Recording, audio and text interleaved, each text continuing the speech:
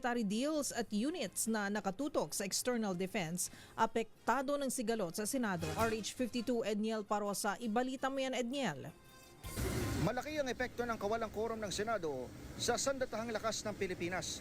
Bukod sa nabimbing promotion ng 5 military generals, damay sa delay ang ratifikasyon ng Visiting Forces Agreement ng bansa sa Canada at New Zealand.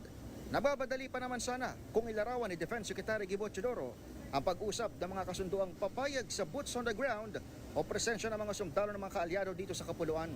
Hindi man makaapekto ng direkta sa mga maritime drills at joint exercise.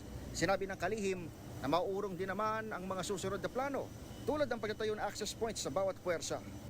Limited ang participation nung SOGPA na hindi pa na-ratify kasi yung boots on the ground ang bawal at saka joint exercises on land sa maritime cooperative activities hindi, pero pag i-ratify ngayon, hindi porke ni-ratify ngayon, bukas may mangyayari na. Una nang kinumpirma ng Armed Forces of the Philippines na 5 general sa ilang bagong tayong unit ang naipit ang promosyon, epekto ng bangayan sa mataas na kapulungan.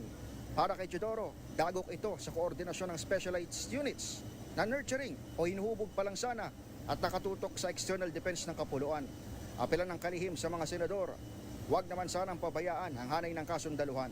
Sila ang naatasan na magpulma nitong mga specialized units at integrative units. So, ito ay para sa external defense and para sa rationalization. Ito sa Edniel Parosa, nag-uulat para sa DZRH. Una sa Pilipinas, una sa Pilipino.